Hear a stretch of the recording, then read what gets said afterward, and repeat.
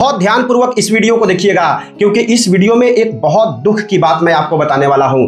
क्या दुख की बात है? सबसे पहले देखिए, हमारे चैनल पर जितने लोग जुड़े हुए हैं, अधिकांशतः 70% से लेकर के 80% तक जितने लोग जुड़े हुए हैं, वे सभी कोई पंडित जी लोग हैं और पंडित जी लोग ही हमारी वीडियो ज्यादा देखते हैं। तो इसमें क्या होता है कि जो नए पंडित हैं, जो सीख रहे हैं, वो लोग तो अच्छे तरीके से देखते हैं, कोई बात नहीं है। जो ज्ञानी लोग भी हैं, वो लोग भी हमारे वीडियोज को देखते हैं, ऐसा नहीं है। बहुत से ऐसे लोग जुड़े हुए हैं जो अच्छा मंत्र इत्यादि जानते हैं, वो लोग भी हमारी वीडियोज को देखते हैं। लेकिन कुछ लोग, जिसको हमारे भोजपुरी में कहा जाता है अधिका लोग, ऐसे लोग भी हमारे चैनल से जुड़े हुए हैं। वो हमारे कमेंट में बार बार में कमेंट करेंगे कि इसका प्रमाण कहाँ दिया हुआ है, ये बताओ, कुछ भी बता रहे हो, ऐसा कर रहे हो। एक दिन हवन का वीडियो हम डाले हुए थे, ये वाला हवन का वीडियो हम डाले हुए हैं, ये पोस्टर आप देख लीजिए, इसमें हम डाले हुए थे। तो एक आदमी कमेंट कर रहे हैं कि अग्नि में पुष्प नहीं डालते हैं, इसका प्रमाण कहाँ दिया हुआ है कि तुम अग्नि में पुष्प डाल रहे हो और नैवेद्य बाहर रखवा रहे हो।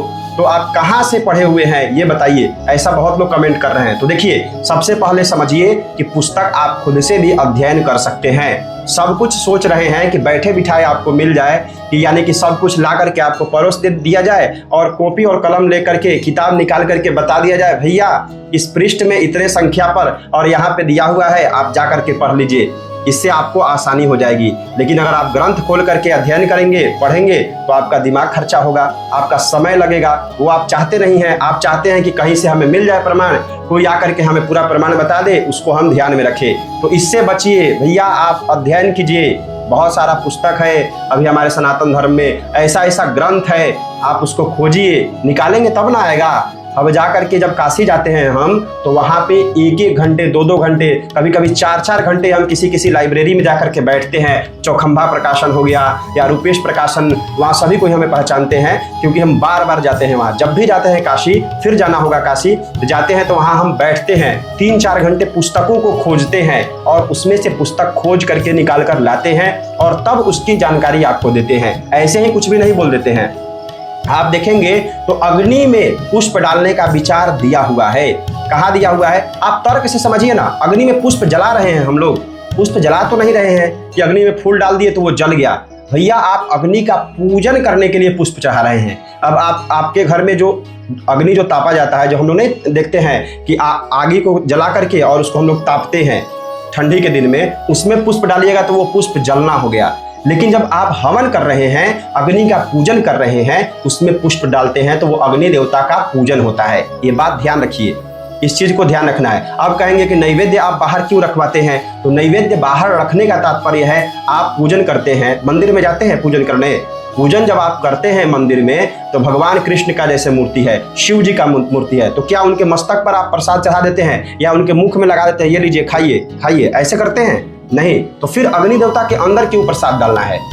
उसको बाहर भी लगा सकते हैं। ठीक है, ये तर्क है। और इसका प्रमाण कहाँ दिया हुआ है, आइए हम बताते हैं। विष्णु धर्मोत्तर पुराण, इसको आप ध्यान रखिए। विष्णु धर्मोत्तर पुराण आप खोलिएगा, उसमें लिखा हुआ है, इसका श्लोक भी हम पढ़ दे रहे हैं। मध्येपि गंध पुष्पादीन दद्यादग्नेर न संशयः वहिर्नैवेद्य मात्रम तु दातव्यमिति निश्चयः। इसका प्रमाण एकदम स्पष्ट लिखा हुआ है। इसका हम श्लोक यहाँ लगा दे रहे हैं, इसको आप देख लीजिए। अगर संभव हो तो विष्णु धर्मोत्तर पुराण जो है वो लेकर के आप अध्ययन कीजिए, उसमें पता चलेगा कि ये कहाँ पे दिया हुआ है। तो इसका स्पष्ट अर्थ लिखा हुआ है कि अग्नि के मध्य में गंध पुष्पादि का दान करना चाहिए तथा बाहर नैवेद्य देना चाहिए। ये एक शास्त्रीय और प्रमाणिक ग्रंथ का हमने आपको रेफरेंस दे दिया है। अब यहाँ पे तर्क उठता है कि क्या हम पुष्प डाल सकते हैं या नहीं, ये आपकी इच्छा है।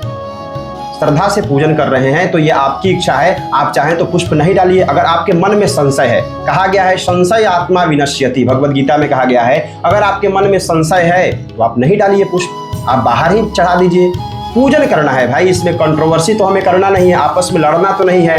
पंडितों का स्वभाव ये बहुत ज़्यादा खराब है। बहुत से लोगों को हम देखते हैं हमारे इंस्टाग्राम फेसबुक पर भी, बहुत से लोग कमेंट करते हैं कि आप ऐसा क्यों डाल रहे हैं, ये कहाँ से डाल रहे हैं, आप कहाँ से पढ़े हुए हैं, इसका किस शास्त्र में कहाँ दिया हुआ है। सबको चाहिए प्रमाण एकदम हाथ में। भैया, प्रमाण हाथ में नहीं, आप ग्रंथ में होता है, उसको निकालिए, पढ़िए, तब पता चलेगा। तो कटाक्ष करने से पहले आपको अध्ययन करना ज़्यादा आवश्यक होगा। इसलिए समय निकालिए, 1 घंटे 2 घंटे समय निकालेंगे नहीं, 2 सेकंड समय निकालेंगे, 5 सेकंड कमेंट करने के लिए, इसके लिए समय रहता है सभी के पास। लेकिन पढ़ने के लिए 1 घंटे 2 घंटे समय नहीं होगा, पढ़ लेंगे तो उससे ज़्यादा ज्ञान आपको हो जाएगा।